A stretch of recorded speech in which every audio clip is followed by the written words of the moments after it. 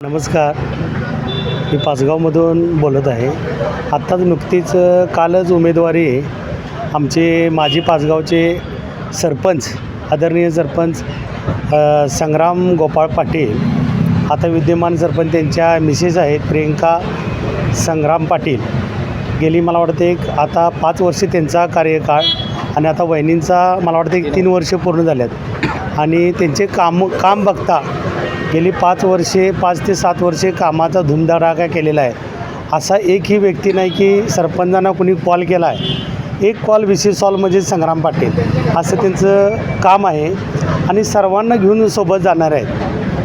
कधी तिने गट तट कधी विचार केला नाही.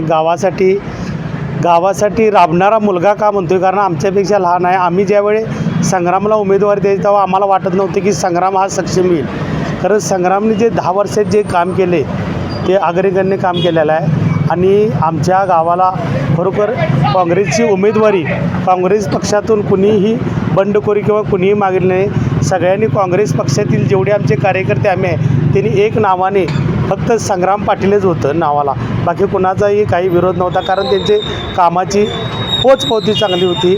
आणि आमचं आता व्हिजन आहे की आपण आता चांगल्या पद्धतीने चांगल्या पद्धतीने त्यांना निवडून देण्याचे हेच आमचं विजन राहणार आहे. आणि ह्याच्या पाठीमागं आमचे आदरणीय बंटी पाटील साहेब यांचा मोठा वरदास्त आहे. त्यांच्या पाठोपाठ आमचे आदरणीय आमदार ऋतुराज दादा यांच्या मार्गदर्शनाखाली आम्ही आमचे संग्राम पाटलांना जिल्हा परिषदेची उमेदवारी मिळालेली आहे. आणि खरोखर सगळ्यांच्या आशीर्वादाने त्यांची उमेदवारी सक्सेस होईल हे 100% सांगतो.